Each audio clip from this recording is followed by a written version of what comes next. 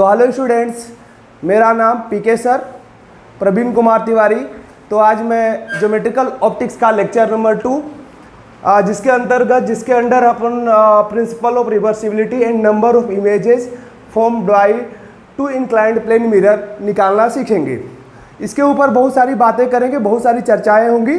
तो आराम से नोट्स बनाएंगे, कॉपी निकाल लेंगे अपना और चीज़ों को समझने का प्रयास करेंगे। तो आज के लेक्चर में अपन लोग प्रिंसिपल ऑफ रिवर्सिबिलिटी, इसके 2-3 क्वेश्चन है, बहुत ज़्यादा है नहीं, तो इस पर थोड़ा सा चर्चा कर लेंगे।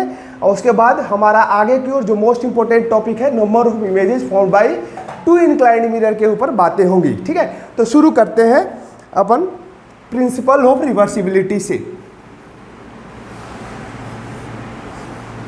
ठीक है, प्रीवियस लेक्चर में थोड़ी सी अगर मैं बातें करूं फर्स्ट लेक्चर की, तो एक चीज़ें थोड़ी सी मैं डिस्कस अभी कर लेता हूं 2 मिनट के अंदर। जो मैं ऑप्टिक्स पढ़ा रहा था तो मैंने बताया था ऑप्टिक्स क्या होता है, स्टडी ऑफ लाइट होता है। और लाइट के 2 नेचर के विषय में बात किया था, डुअल नेचर के विषय में। तो उसको मैं थोड़ा इलाबोरेट 1 मिनट के अंदर कर देता हूँ। एक पार्टिकल नेचर था और एक वेव नेचर था। ठीक है भाई, तो वेव में मैंने जैसा कि आप लोग को बताया था wave nature and particle nature. तो वेव नेचर के अंडर में मैंने आप लोग को बताया था बच्चों लोग कि वेव नेचर क्या होता है लाइट का, वो इलेक्ट्रोमैग्नेटिक वेव से बनी हुई होती है, उसके अंदर इलेक्ट्रोमैग्नेटिक वेव होता है। उसके ऊपर मैंने चर्चा कर लिया है, पिछले वाले वीडियो में जाकर के आप लोग उसको देख सकते हैं।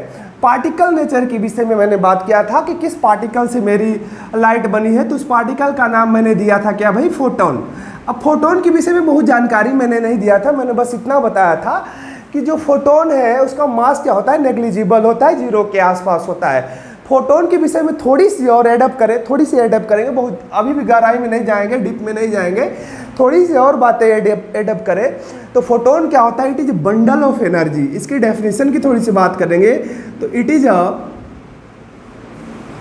Bundle of energy. ये पूरा का पूरा क्या होता है, एनर्जी का बंडल होता है। जो फोटोन होता है, पार्टिकल है, उसके अंदर पूरे के पूरे क्या है भाई, बंडल ऑफ एनर्जी है, पूरे के पूरे एनर्जी का वो बंडल होता है फोटोन। ठीक है भाई, इसके विषय में और बहुत सारी बातें हैं। E = mc² जो एनर्जी होती है, m क्या होता है, रिलेटिविस्टिक मास होता है, c क्या होता है, स्पीड ऑफ लाइट होता है। पढ़ोगे बाद में जाओगे तो इसके विषय में डिस्कशन बाद में अपन करेंगे, अभी इसके डीप में नहीं जाएंगे। अभी अपन लोग ज्योमेट्रिकल ऑप्टिक्स के अंदर जो प्रिंसिपल ऑफ रिवर्सिबिलिटी की बात कर रहे थे उस पर जाएंगे। ठीक है, तो इसको मैं थोड़ा सा इंट्रोड्यूस कर दूँ। तो E क्या होता है, एनर्जी होता है। m क्या होता है, इट इज अ रिलेटिविस्टिक मास। ठीक है, c is a speed of light. ठीक है भाई, जैसा कि एनर्जी का पढ़ते हो ना तुम लोग, ½ mv²। तो m क्या होता है, मास ऑफ पार्टिकल होता है, v क्या होता है, वेलोसिटी ऑफ पार्टिकल होता है। उसी तरह से यहाँ की अगर बात कर तो m इज अ रिलेटिविस्टिक मास।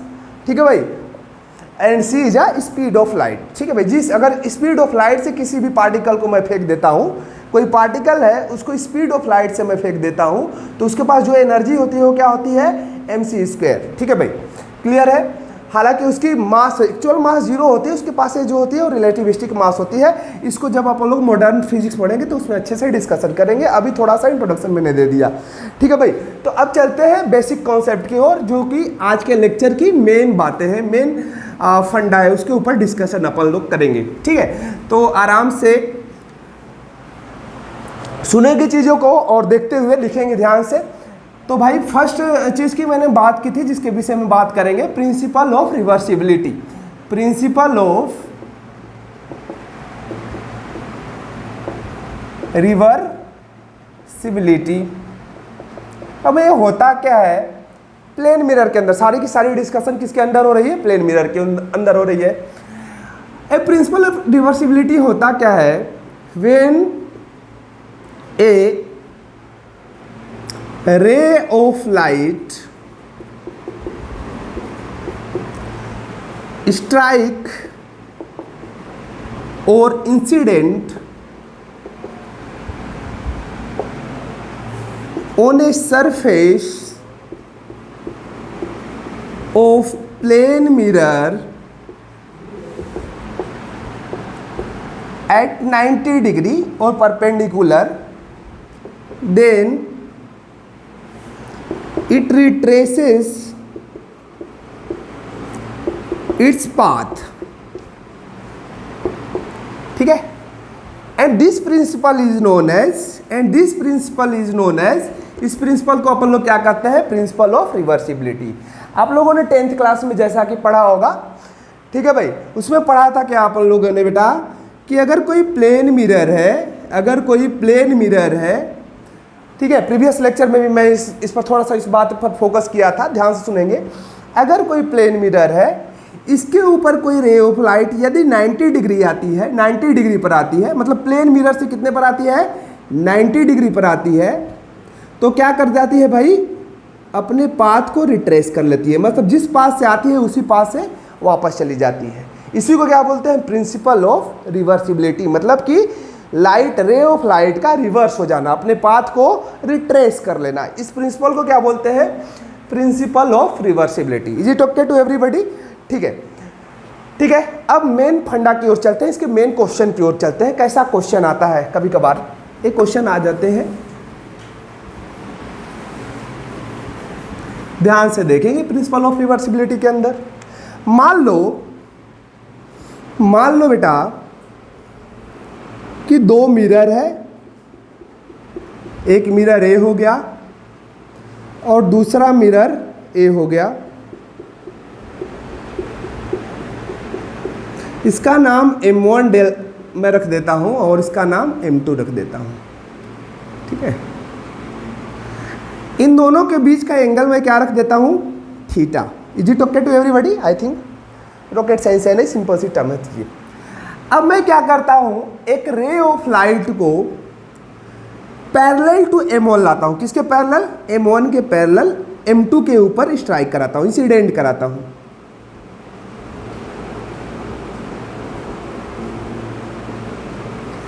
ठीक है, तो ये थीटा है तो ये भी थीटा होगा। Is it okay? ठीक है, ए थीटा है तो ये भी थीटा होगा। अब लॉ ऑफ रिफ्लेक्शन के अनुसार, according to law of reflection, जितना एंगल से क्या होगा, वापस आया होगा, स्ट्राइक किया होगा, उतना ही एंगल से इस सरफेस के ऊपर जाएगा। इतनी तो बात समझ में आती होगी, इतनी तो समझदार है तुम लोग। लॉ ऑफ रिफ्लेक्शन पढ़े हो 10th क्लास में। जितनी एंगल से नॉर्मल खींच लेते हैं, थोड़ा सा नॉर्मल से जितनी एंगल से स्ट्राइक करेगी, नॉर्मल से उतना ही एंगल से क्या कर रही है, रिफ्लेक्ट हो जाएगी। लॉ ऑफ रिफ्लेक्शन के अनुसार, according to law of reflection, angle I equal to angle R. और मान लेते हैं सपोज कि दो रिफ्लेक्शन के बाद, दो नहीं सेकेंड रिफ्लेक्शन, यहाँ क्या हुआ, फर्स्ट रिफ्लेक्शन, एंड यहाँ क्या हुआ, सेकेंड रिफ्लेक्शन। सेकेंड रिफ्लेक्शन के बाद ये अपने पाथ को रिट्रेस कर लेती है। ठीक है, सेकेंड रिफ्लेक्शन के बाद यहाँ फर्स्ट रिफ्लेक्शन यहाँ टेक्स प्लेस किया, यहाँ पर सेकेंड रिफ्लेक्शन टेक्स प्लेस किया। ठीक है, और सेकेंड रिफ्लेक्शन के बाद इसने क्या किया, अपने पाथ को रिट्रेस कर लिया। ठीक है भाई, ये तो पता है तुम लोग को कि अगर 90 डिग्री पे होगी तो जिस रास्ता से जाएगी उसी रास्ता से वापस चली आएगी, रिट्रेस कर लिया। तो क्वेश्चन में जनरली पूछता है, कैसे क्वेश्चन, इस क्वेश्चन को कैसे पूछता है भाई, a repeated find angle theta so that ray of light retraces its path after 2 या फिर सेकेंड लिखो, सेकेंड रिफ्लेक्शन। निकाल लोगे? हाँ सर निकालेंगे, कोई बहुत बड़ी बात नहीं है। थीटा नॉर्मल 90 डिग्री तो 90 minus theta, law of reflection से 90 माइनस थीटा तो ये भी 90 माइनस थीटा, ए 90 माइनस थीटा तो ये थीटा, और ये 90 डिग्री है क्योंकि रिट्रेस कर रही है पाथ, 90 डिग्री पे स्ट्राइक कर रही है। यहाँ एक रिफ्लेक्शन, यहाँ दो रिफ्लेक्शन पे अपने पाथ को रिट्रेस कर रही है, तो ये थीटा पूछ रहा है। अब हम जानते हैं कि sum of angle of triangle क्या होता है, 180 डिग्री। तो theta plus 90 equal to 180 means it is implies that 2 theta equal to 90 degree. ठीक है, इधर ए इस साइड में जाएगा तो 180 में से 90 घटाएंगे 90 हो जाएगा। तो थीटा क्या होगा भाई 45 डिग्री होगा। थीटा की वैल्यू क्या आएगी 45 डिग्री आएगी। ठीक है, इसका मतलब कि यदि हम लोग इसको 45 डिग्री पे दो मिरर को रखें और 45 डिग्री पर मैं किसी रे ऑफ लाइट को M2 पे स्ट्राइक कराऊं तो दो रिफ्लेक्शन के बाद after two reflection second reflection it retraces इस पाथ, अपने पाथ को क्या कर जाएगी रिट्रेस कर जाएगी। इसको ईजी 1 लिख लेना, ये अच्छा सा प्रॉब्लम है, कभी कभार पूछ देता है, इसको थोड़ा सा मैंने बता दिया। ठीक है, सेकेंड देखते हैं, ये हो गया। इसको पोस्ट कर करके एक बार सभी लोग लिख लेंगे, आशा है लिख लिए होंगे। चलिए चलते हैं, देखते हैं सेकेंड क्वेश्चन देखते हैं, इजी 2। सेम क्वेश्चन रहेगा, क्वेश्चन अलग नहीं रहेगा, थोड़ी सी चेंजिंग होगी। Question number 2 easy 2, same question, थोड़ा सा आफ्टर, यहाँ पर 3 रिफ्लेक्शन का मैं बात करूंगा, वहां पर सेकेंड रिफ्लेक्शन हो रहा था, यहां पर थर्ड रिफ्लेक्शन की मैं बात करूंगा। 2 इंक्लाइंड प्लेन मिरर है, 2 इंक्लाइंड क्या है बच्चों लोग प्लेन मिरर है, 2 इंक्लाइंड प्लेन मिरर है। सेम टू सेम एक रे आई पैरेलल टू M1, M1 है, यहाँ M2 है, M1 के एक रे आई पैरेलल, ए थीटा है तो ये भी थीटा होना चाहिए। और ये क्या की कि जितना एंगल पे आई थी उतना ही एंगल पे इस सरफेस के ऊपर गई, और इसके बाद क्या की यहाँ से फिर रिफ्लेक्ट हुई और यहाँ पर 90 डिग्री के पर रिफ्लेक्ट हुई। तो ये अपने पाथ को रिट्रेस कर जाएगी कि नहीं कर जाएगी, कैसे क्या प्रोसेस है बात समझेंगे। थीटा है, थीटा पर ही एक रे ऑफ लाइट स्ट्राइक की सरफेस को, और उसके बाद ये रिफ्लेक्ट हुई, और रिफ्लेक्ट होकर के कहाँ गई इस सरफेस के ऊपर, और इस सरफेस से फिर रिफ्लेक्ट हुई, रिफ्लेक्ट होने के बाद कितना एंगल पर आई 90 डिग्री पर आकर के M2 पर गिरी। M2 पे जब 90 डिग्री पे फॉल करेगी तो लॉ ऑफ रिवर्सिबिलिटी को फॉलो करेगी, मतलब कि जिस रूट से आई होगी उसी रूट से वापस चली जाएगी। ठीक है भाई, तो क्या पूछते हैं क्वेश्चन में, व्हाट विल बी द, और यहाँ कितने रिफ्लेक्शन हो रहा है 1 2 एंड 3, थर्ड रिफ्लेक्शन, वहाँ सेकेंड रिफ्लेक्शन था, यहाँ पर third reflection, 3 reflection. What will be the value of theta, what will be the value of theta so that a ray of light retraces its path after third reflection।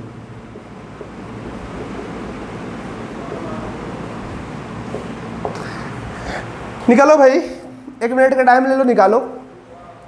चलो तो करते हैं, pause करके निकाल लेना जिनको निकालना होगा अपने से, नहीं तो देखते हैं। थीटा यहाँ नॉर्मल खींचते हैं, ए भी थीटा नहीं, ए थीटा तो ये 90 माइनस थीटा, क्योंकि ये नॉर्मल होता है टोटल 90 डिग्री, तो ये थीटा तो ये 90 माइनस थीटा, ए 90 माइनस थीटा तो ये भी 90 माइनस थीटा, क्यों हो लॉ ऑफ रिफ्लेक्शन से, ए 90 माइनस थीटा तो ये बचा हुआ एंगल थीटा। क्यों भाई theta, is it okay to everybody, I think okay, यहाँ पर कोई लोचा है नहीं, क्लियरिटी है। अब ध्यान देंगे ये वाला एंगल कितना है भाई थीटा है, इसको छोटा और बना देते हैं, ये थीटा एंगल है, ये 90 डिग्री है, मतलब ये थीटा है, और ये वाला टोटल एंगल कितना है, ये थीटा है 90 है, तो ये 90 माइनस थीटा होगा, और यहाँ पर एक क्या डाल देते हैं नॉर्मल, यहाँ क्या डालते हैं नॉर्मल।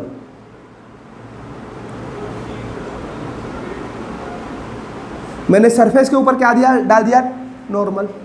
तो अब ध्यान से देखना, ए थीटा ए 90 तो ए 90 माइनस थीटा, ए 90 माइनस थीटा, ए टोटल एंगल 90 डिग्री है कि नहीं है, ए नॉर्मल है इस सरफेस के ऊपर, तो ए टोटल एंगल 90 डिग्री, ए वाला एंगल 90 माइनस थीटा, तो ए वाला एंगल बताओ कितना थीटा कि नहीं थीटा, थोड़ा सा दिमाग लगाओ, इसमें क्रिटिकल कुछ चीज़ नहीं है।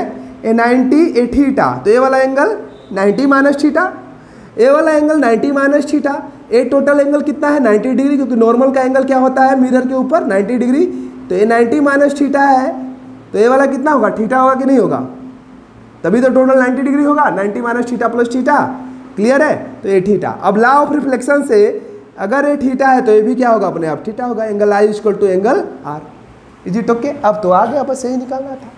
अब इस ट्रायंगल में देख लेते हैं, sum of all angle of triangle is 180 degree. तो ए 2 थीटा इस ट्रायंगल में देखेंगे plus theta 2 theta plus theta plus 90 equal to 180। It is implied that 3 theta equal to 180 minus 90। It is implies that theta equal to 30 degree. That means क्या भाई कि यदि मैं दो प्लेन मिरर को 30 डिग्री के एंगल पर रखूं और किसी इंसिडेंट लाइट को किसी एक मिरर के ऊपर 30 डिग्री पर ही क्या करूं, स्ट्राइक कराऊं, तो इसका मतलब 3 रिफ्लेक्शन के बाद, 3rd रिफ्लेक्शन के बाद वो क्या कर जाएगी, अपने पाथ को रिट्रेस कर जाएगी, मतलब जिस पाथ से आई थी उसी पाथ से वापस चली जाएगी। इसको क्या बोलते हैं, प्रिंसिपल ऑफ रिवर्सिबिलिटी। ये दोनों क्वेश्चन इंपॉर्टेंट है, इसको दिमाग में रखना। आफ्टर 4 रिफ्लेक्शन पूछे तो कोई दिक्कत नहीं है, किसी एंगल पर रिफ्लेक्ट यहाँ करा करके 4 रिफ्लेक्टर करा करके यहाँ से परपेंडिकुलर कर दो, इस हिसाब से तुम लोग क्वेश्चन बना दे सकते हो। जेईई मेंस के पॉइंट ऑफ व्यू से और नीट पॉइंट ऑफ व्यू से दोनों क्वेश्चन इंपॉर्टेंट है। और 3 रिफ्लेक्शन मैंने पढ़ा दिया, 4 के बाद भी क्वेश्चन बना सकते हो, ठीक है। अब क्या करते हैं, अब नेक्स्ट पॉइंट की ओर चलते हैं। प्रिंसिपल ऑफ रिवर्सिबिलिटी यहीं खत्म होता है, ठीक है भाई। मैं इस पर बहुत चर्चा नहीं करूंगा, इंपॉर्टेंट है, दोनों क्वेश्चन इंपॉर्टेंट है।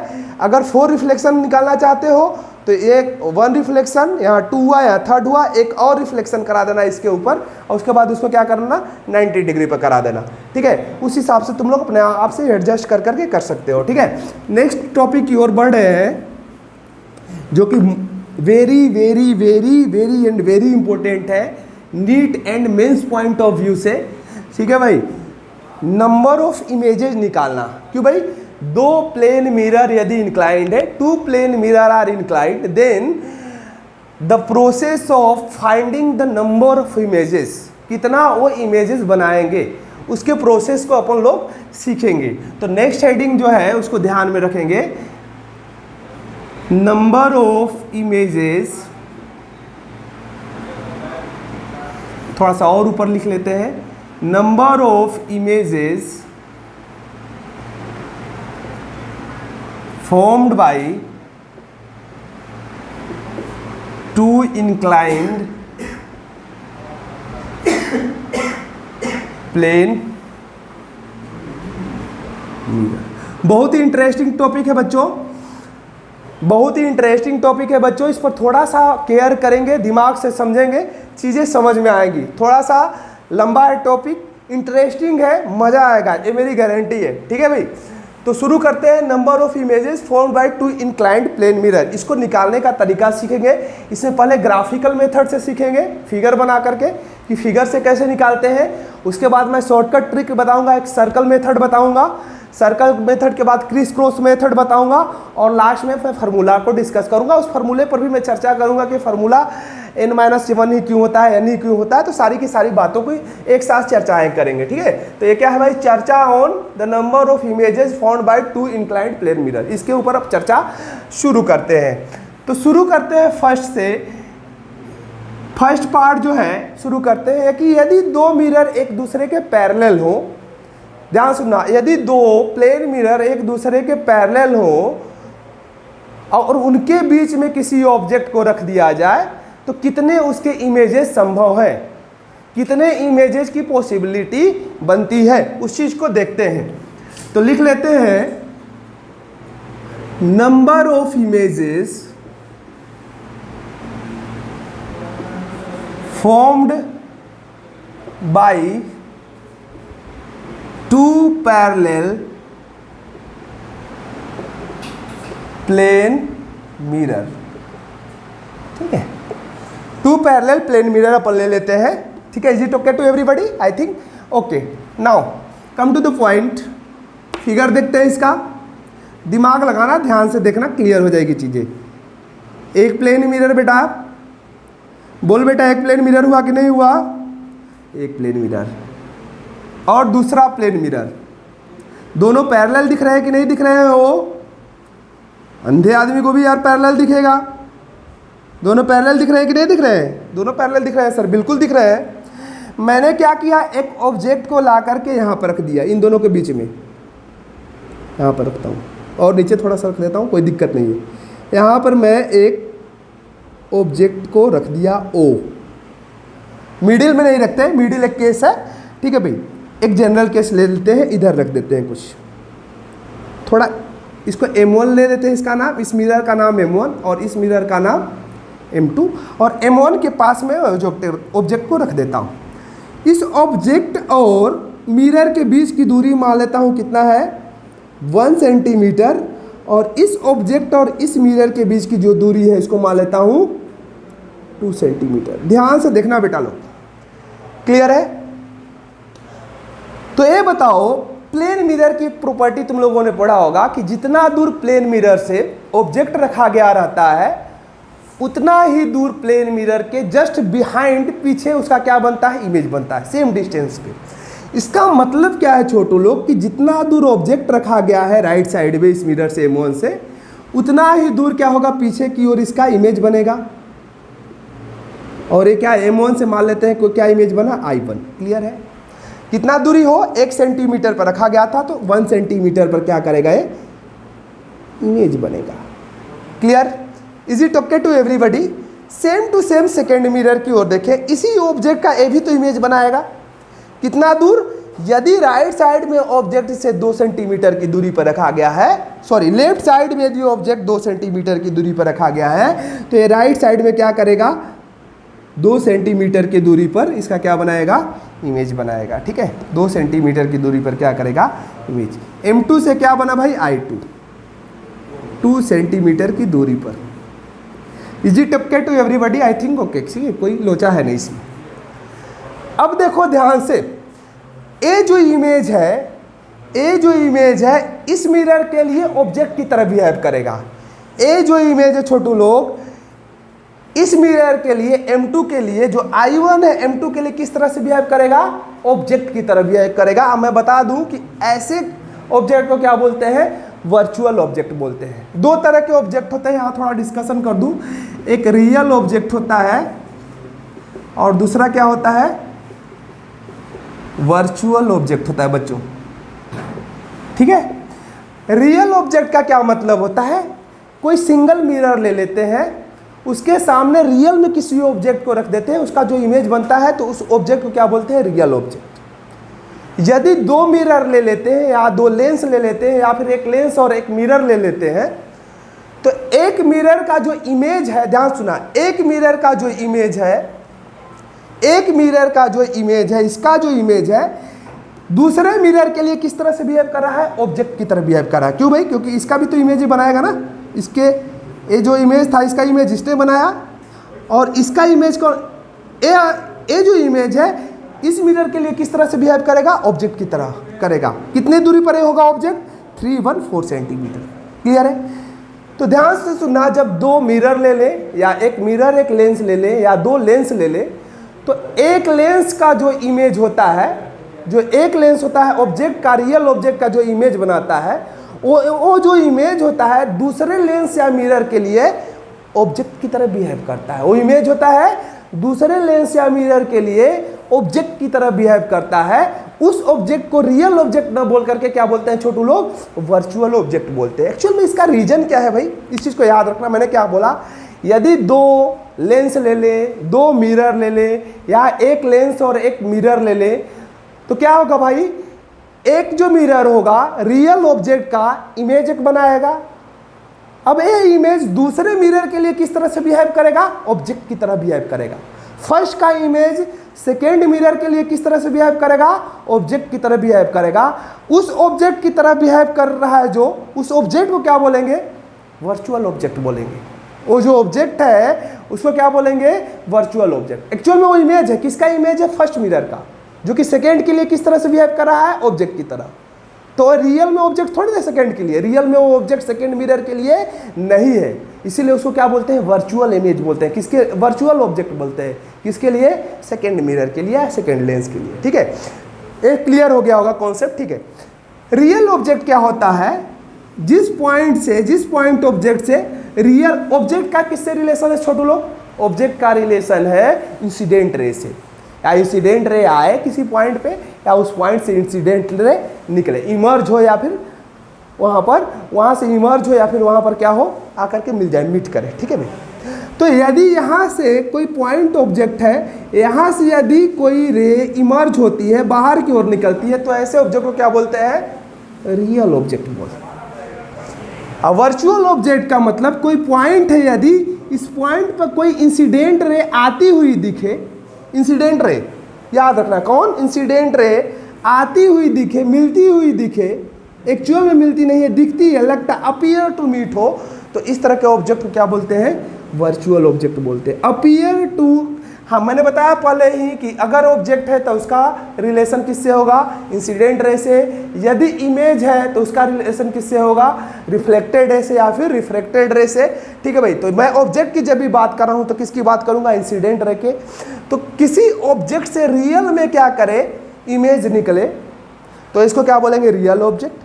किसी ऑब्जेक्ट के ऊपर, पॉइंट ऑब्जेक्ट के ऊपर लगे, अपीयर टू हो कि कोई बहुत सारी रे, इंसिडेंट रे आकर के मीट कर रही हैं, तो इस तरह के ऑब्जेक्ट को क्या बोलते हैं भाई लोग? वर्चुअल ऑब्जेक्ट बोलते हैं।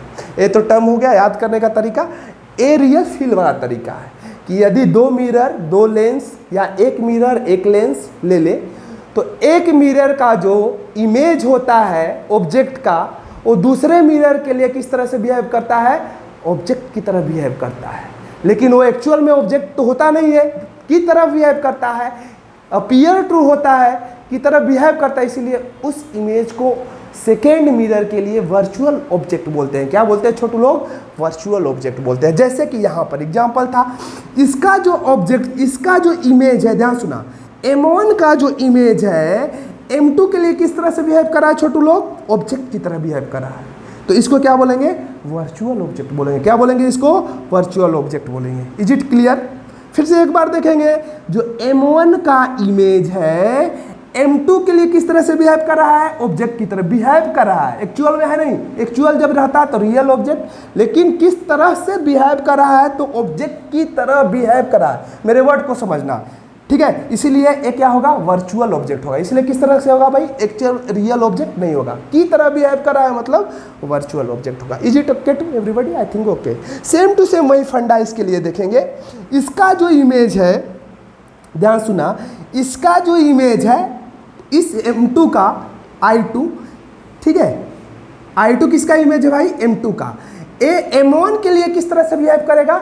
वर्चुअल ऑब्जेक्ट की तरह। अभी मैंने बताया कि दो, अब क्या ले लेते हैं? मिरर। तो एक का जो इमेज होता है वो सेकेंड के लिए किस तरह से, क्योंकि इस इमेज का भी ये इमेज बनाएगा कि नहीं बनाएगा? ऑब्वियस बात है, इसके सामने है भाई, तो इसका इमेज फिर से बनाएगा कि नहीं बनाएगा? बनाएगा। क्लियर है कि नहीं? क्लियर है।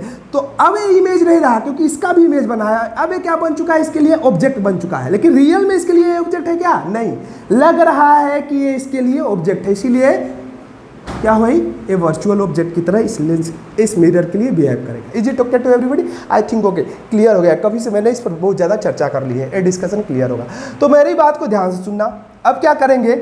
मैंने बोला O का ऑब्जेक्ट क्या बना? O ऑब्जेक्ट का image I1, same to same M1 से, सेम टू सेम M2 से O ऑब्जेक्ट का इमेज I2, सेम डिस्टेंस पे 1 सेंटीमीटर है, 1 सेंटीमीटर 2 सेंटीमीटर है तो 3 सेंटीमीटर। अब दिमाग लगाओ, ये जो इमेज है इसके लिए किस तरह से बिहेव करेगा? ऑब्जेक्ट की, वर्चुअल ऑब्जेक्ट की तरह। कितनी दूर पर है वो? 2 1 3 1 4। तो इससे कितनी दूर पर फिर इमेज बनेगा इसका? 2 1 3 1 4 सेंटीमीटर पर। तो ये 2 और 2 इधर और, क्लियर है? 4 सेंटीमीटर पर I1 का मान लेते हैं क्या बन रहा है? I3। अब ध्यान सुनो, I2 भी क्या करेगा? अब इसके लिए ऑब्जेक्ट की तरह बिहेव करेगा। कितनी दूर पर है यहाँ से? हो 2 1 3 2 5 सेंटीमीटर। इसका मतलब 5 सेंटीमीटर इधर, और इसका फिर से किसका? I2 का फिर से इमेज बनेगा। कितना सेंटीमीटर? 5 सेंटीमीटर ना, 2 2 4 1 5। तो इसका मतलब 1 4 और ले लो, क्या बन गया? I4। अब देखना I4, ध्यान सुनो, I4 जो है M2 के लिए किस तरह से बिहेव करेगा? फिर ऑब्जेक्ट की तरह, मतलब इसका फिर ये इमेज बनाएगा पीछे। उसी तरह से i3 इसके लिए किस तरह से बिहेव करेगा, क्योंकि इसके सामने है इस मिरर के ऑब्जेक्ट की तरह, तो जितना दूरी पर है उतना दूरी यहाँ से फिर इमेज बनेगा। इस तरह से कितना इमेज बनेगा भाई, इनफाइनाइट नंबर ऑफ इमेजेस बनेंगे। इसीलिए plane mirror, two plane mirror एक दूसरे के पैरेलल रहता है तो कितना इमेज बनाता है, इनफाइनाइट नंबर ऑफ इमेज बनाता है। ये बात क्लियर हो गई होगी, ठीक है। अगर फिगर वाइज देखेंगे तो ध्यान से देखो, किसी भी इमेज को बनने के लिए कितनी रे की जरूरत होती है, कितने रिफ्लेक्टेड की लेके 2। तो एक यहाँ से रे सीधे आएगी, जो सीधे आएगी रिट्रेस कर जाएगी क्योंकि 90 डिग्री पर आ रही है, और एक क्या करेगी, एंगल पे किसी जाएगी, एंगल पे जाएगी तो लगेगी कि कहाँ से आ रही है भाई, यहाँ से आ रही है, तो यहाँ इमेज बन गया। क्लियर है। उसी तरह से एक कहाँ से निकलेगी, इस साइड में, इस मिरर के लिए 90 डिग्री पर, तो जिस रास्ते से जाएगी उसी रास्ता से वापस चली जाएगी। और दूसरी किस पे जाएगी भाई, यहाँ पे जाएगी, तो यहाँ पे जाएगी तो लगेगा कहाँ से आ रही है, I2 से आ रही है रिफ्लेक्ट होकर के, ठीक है। तो यहाँ I2 बन गया। अब दिमाग लगाओ, अब क्या होगा, अब I1 इसके लिए किस तरह से बिहेव करा है, ऑब्जेक्ट की तरह। तो एक तो लगेगी यहाँ से, इसके लिए अब देखते हैं M2 के लिए, M2 के लिए देख लेते हैं पहले। अब M2 के लिए एक क्या लगेगी, एक कहाँ से आ रही है, ए ऑब्जेक्ट से आ रही है ना, I1 से, तो रिट्रेस कर जाएगी अपने पाथ को। और एक क्या लगेगा इसके लिए, कहाँ से आ रही है, ठीक है, I3 से आ रही है, क्या लगेगी, I3 से, ठीक है ना। क्लियर है, मैंने बताया था ना भाई। तो यहाँ पर इमेज बन जाएगा, ठीक है। यहाँ से कितनी दूरी पर था वो, I1 का I3 बना था ना, I1 का क्या बनता, I3, 2 2 4 2 1 3 1 4, ठीक है, I3 बना था। तो I3 बना ना, I1 से एक क्या हुआ, सीधा आ रही थी लग रहा था, और क्रॉस वहाँ लगी, वहाँ आएगी, लगेगा कि यहाँ मीट करेगी, और एक क्या करेगी, सीधे इधर आ जाएगी, ठीक है। तो ये भी लगेगा कि यहाँ मीट करेगी, I3 बनेगा I1 का। सेम टू सेम I4 बनेगा किसका भाई, I2 का। तो कैसे हुआ, एक तो क्या करेगी, I2 ऑब्जेक्ट की तरह बिहेव कराया ना इस मिरर के, तो एक तो लगेगा कि I2 से सीधे आ रही है तो ये वापस चली जाएगी, ठीक है। तो लगेगा कहाँ कि यहाँ पर आ रही है। और दूसरी क्या है भाई, I2 से जो ए रे आ रही है, अपीयर हो रही है, वो लगेगा क्या भाई कि I4 पर आकर के I4 से ए आ रही है लगेगा, तो इसका इमेज कहाँ बनेगा, फिर I4 पर बन जाएगा। इस तरह से कितने इमेजेस बनते जाएंगे, 1 by 1 I1 का O का I1, O का एक I2, फिर I1 का I3, फिर I2 का I4, फिर I2 इसके लिए बिहेव करेगा ऑब्जेक्ट की तरह, तो फिर इसका I5, फिर I3 किसके तरह बिहेव करेगा, इसके लिए I3 किस तरह से बिहेव करेगा, ऑब्जेक्ट की तरह बिहेव करेगा, ठीक है। इस तरह से इनफाइनाइट नंबर ऑफ क्या करेंगे, इमेजेस बनती जाएंगे। आई थिंक क्लियर होगा, कितने इमेजेस बनेंगे, इनफाइनाइट नंबर ऑफ इमेजेस बनेंगे, ठीक है। लेकिन हमेशा रटो नहीं रहोगे। नेक्स्ट देख लो, हो गया, लिख लो पॉज कर करके, ठीक है। चलो नेक्स्ट की ओर बढ़ते हैं। मैंने बहुत डिस्कशन कर लिया बेटा, इतना डिस्कशन इस पर नहीं जरूरी था, लेकिन इतना डिस्कशन कर दिया ताकि तुम लोग समझ जाओ। देखो इसमें कंफ्यूज नहीं होगे, ऐसे कभी कभार क्वेश्चन दे देता है, रटोगे नहीं इसको। कहने का मतलब मेरा, इस चीज़ को रटोगे नहीं कि दो अगर पैरेलल मिरर रहेंगे तो हमेशा इमेज कैसा बनेगा, इन्फिनिटी ही बनेगा। देखो एक ये क्या है, इमेज है, सॉरी मिरर है, और एक क्या है भाई, यहाँ पर मिरर है, यहाँ पर एक मिरर है।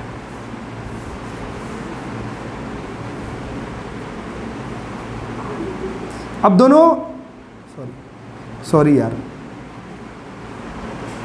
अब बताओ दोनों पैरेलल दिख रहे हैं कि नहीं दिख रहे हैं? अभी दोनों भी पैरेलल दिख रहे हैं। इसका नाम डाल देते हैं M1 और इसका नाम क्या डाल देते हैं M2। ऑब्जेक्ट को कहाँ रख देते हैं, यहाँ पर कहीं। ये दोनों पैरेलल दिख रहे हैं कि नहीं दिख रहे हैं, पैरेलल। अब रट कर मत जाना कि टू पैरेलल से हमेशा इन्फिनिटी नंबर ऑफ इमेज बनता है। देखो यहाँ पर कितना बना है, एक तो जितना दूर ऑब्जेक्ट रहेगा उतना दूर इधर इमेज बनेगा I1 M1 से। सेम टू सेम जितना दूर ऑब्जेक्ट रहेगा उतना दूर यहाँ से क्या बनेगा, M2 से I2 बनेगा कि नहीं बनेगा, बना लेते हैं। एक तो यहाँ से रे आई तो वापस चली आएगी 90 डिग्री पे, और एक कैसे आएगी, किसी एंगल पर स्ट्राइक होगी, तो ये लगेगा कहाँ से जा रही है, I1 से जा रही है, तो यहीं पर इमेज बनेगा सेम टू सेम। एक तो इसके लिए ऑब्जेक्ट से आएगी रे ऑफ लाइट, तो 90 डिग्री पर जाएगी तो सीधे रिट्रेस कर लेगी पाथ को, और दूसरी किसी एंगल पे आएगी तो लगेगा कहाँ से आ रही है, I2 से आ रही है। लगेगा क्या भाई, कहाँ से आ रही है, I2 से आ रही है। तो इमेज कहाँ बन जाएगा इसका, M2 के लिए I2 को बनेगा। तो बताओ कितना इमेज, इधर कुछ बनेगा क्या भाई, इधर में कुछ कोई है ही नहीं, यहाँ तो कुछ कोई मिरर दिख रहा है क्या, नहीं, इधर भी कहीं मिरर दिख रहा है, नहीं दिख रहा है, तो यहाँ तो कोई इमेज ही नहीं बना। कितना इमेज बना, 2 ही इमेज बना, 2 ही पॉसिबिलिटी है। मतलब कि कितनी इमेजेस बनेगी,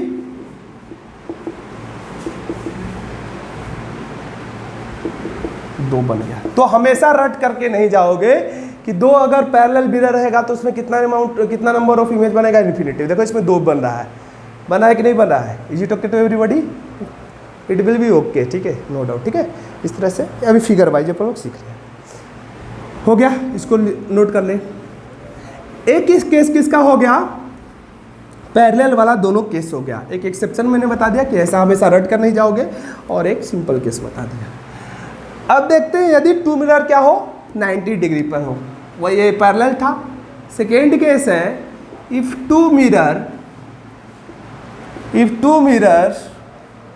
are at 90 degree with each other, ठीक है, 90 डिग्री विथ अदर और परपेंडिकुलर टू इच अदर, ठीक है। देख लो 2 प्लेन मिरर,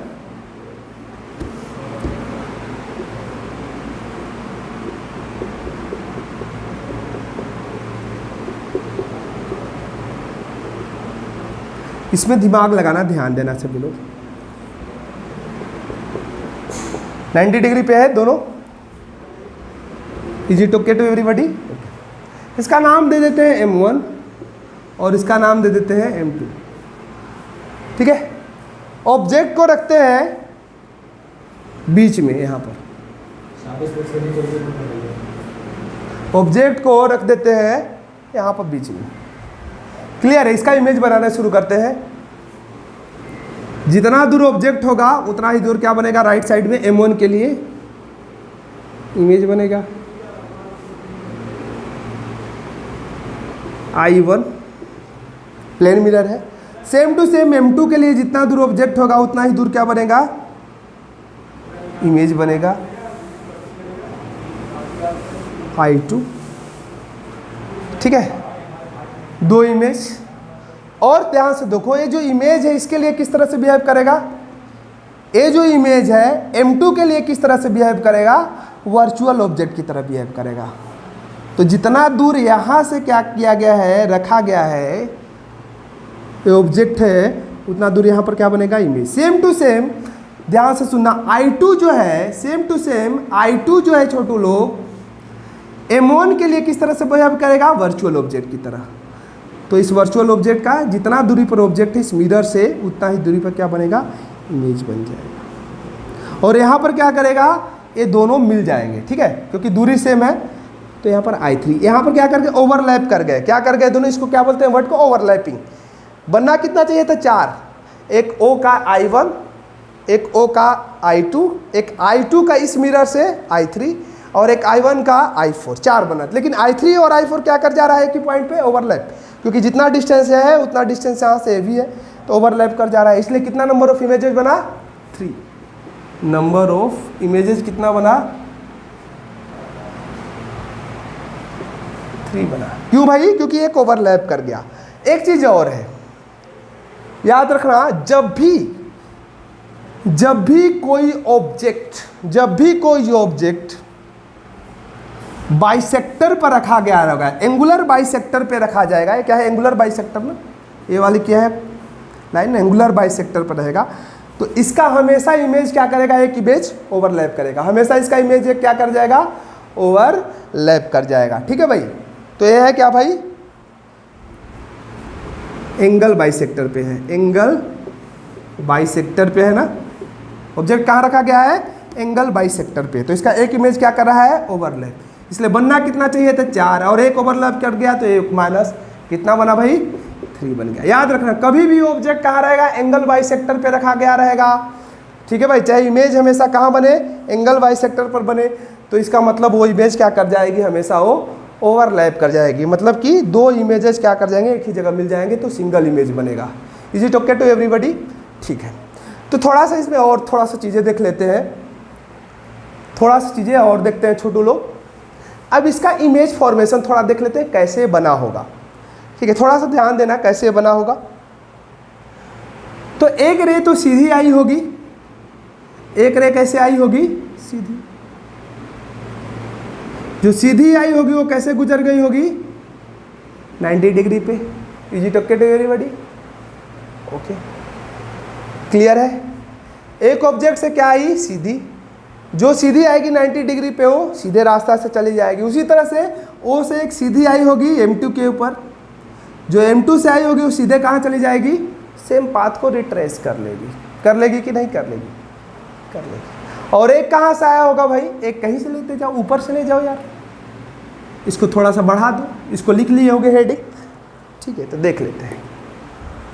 हेडिंग लिख लिए होगे तो थोड़ा सा देख लेते हैं, इसको थोड़ा बढ़ा देते हैं तब समझ लो, इस मिरर को बढ़ा देते हैं थोड़ा, ठीक है, इसका बनाने के लिए फिगर। तो एक तो सीधी आई वापस चली गई 90 डिग्री पे, और एक किसी एंगल पे गई होगी इस मिरर के ऊपर। तो लगेगा कि कहाँ से आ रही है वो, एक्चुअल में आ रही है क्या, नहीं लगेगा कि कहाँ से आ रही है, I1 से। तो इमेज कहाँ बनेगा इसका, I1 पे बन जाएगा। ये वाला क्लियर है, क्लियर होगा। सेम टू सेम यही काम M2 के लिए, थोड़ा सा बढ़ा लेते हैं। एक तो सीधा सीधा आई होगी तो जिस रास्ता से आएगी उसी रास्ता से चली जाएगी, और एक क्या करेगी, किसी एंगल पे आएगी। अब जिस एंगल पे आएगी उसी एंगल पे लॉ ऑफ रिफ्लेक्शन से क्या होगी, चली जाएगी। लेकिन लगेगा क्या कि कहाँ से आ रही है, यहाँ से आ रही है। लगेगा क्या भाई, कहाँ से आ रही है, यहाँ से आ रही है। तो इमेज कहाँ बनेगा इसका, I2, यहीं पर I2 बन जाएगा। क्लियर है कि नहीं, क्लियर है, क्लियर होगा। सेम टू सेम वही केस करना। क्यों भाई ऐसा मैं कर रहा हूँ, किसी भी इमेज को बनने के लिए कितनी रे की जरूरत होती है, 2 रे की। या तो एक्चुअल रिफ्लेक्शन के बाद तो या तो एक्चुअल में मीट कर जाए, या फिर अपीयर टू मीट होता है। यहाँ एक्चुअल मीट हो रहा है क्या, नहीं, यहाँ लग रहा है कि मीट करेगी यहाँ पर, तो इसलिए इमेज का फॉर्मेशन यहीं पर हो रहा है। ये हो गया। अब I3 वाला केस कैसा है, I3 वाला देख लो, I3 वाला भी दिखाई देता हूँ इसी में, थोड़ा थोड़ा क्लियर देखना। I3 वाला का केस क्या है, एक रे आई इधर इसके ऊपर,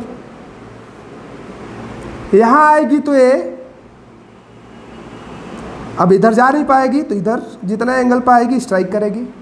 अब जितना एंगल पर इधर आएगी उतना ही एंगल पर क्या कर जाएगी, इधर निकल जाएगी। तो लगेगा क्या भाई, कहाँ से आ रही है, लगेगा कहाँ से आ रही है, लगेगा कि कहाँ से आ रही है, एक्चुअल में I3 से आ रही है। लेकिन I3 से आ नहीं रही, लग रहा है अपीयर हो रहा है I3। लेकिन अभी एक रे से तो इमेज बनेगा नहीं, एक रे और चाहिए। तो मान लेते हैं कि एक रे कहाँ गई भाई, एक रे इधर से आई और एक रे कहाँ आई, इस साइड से आई।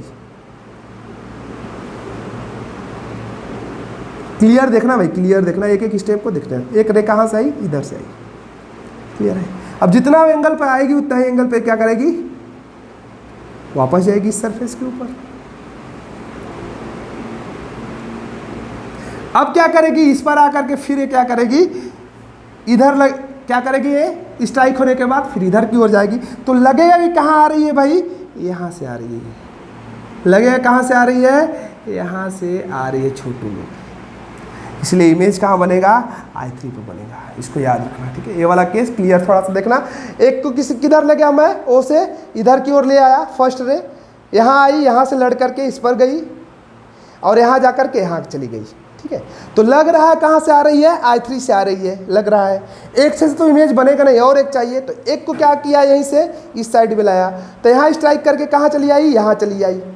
फिर यहाँ स्ट्राइक करेगा तो कहाँ जाएगी, ऊपर की ओर। तो लगेगा कहाँ से आ रही है, यस पॉइंट से आ रही है। इसलिए इमेज का फॉर्मेशन 2 रे लग रहा है, अबाउट टू मीट हो रहा है, अपीयर टू मीट हो रहा है। इसीलिए लगेगा क्या भाई, अपीयर टू मीट हो रहा है। इसलिए लगेगा क्या भाई कि इमेज का फॉर्मेशन कहाँ हो रहा है, I3 के ऊपर हो रहा है, ठीक है भाई। Is it clear. तो मैंने इसका क्या किया भाई, मैंने इसका जो है तुम लोगों को बता दिया कि किस हिसाब से इमेजेस बनाते हैं। किस वाइज से भाई, फिगर वाइज से, ठीक है। फिगर वाइज से मैंने बता दिया कि फिगर से कैसे हम लोग ड्रा कर करके इमेजेस बनाते हैं। अब क्या बचा है, अब सर्कल कॉन्सेप्ट बचा है। सर्कल कॉन्सेप्ट के बाद क्रिस क्रॉस कॉन्सेप्ट बचा है, किस तरह से क्रिस क्रॉस से निकालते हैं, और क्या बचा है, और लास्ट में एक फार्मूला बचा है। क्लियर है? तो मैं नेक्स्ट लेक्चर में जो है, नेक्स्ट लेक्चर में इसको पार्ट 1 पार्ट 2 करके बताता हूँ। तो लेक्चर 2 का जो है पार्ट 1 है, इसको देख लेना। ये वाला जो है पार्ट 1 है। ये अभी मैंने किससे बताया है, मैं ड्राइंग मेथड से बताया है।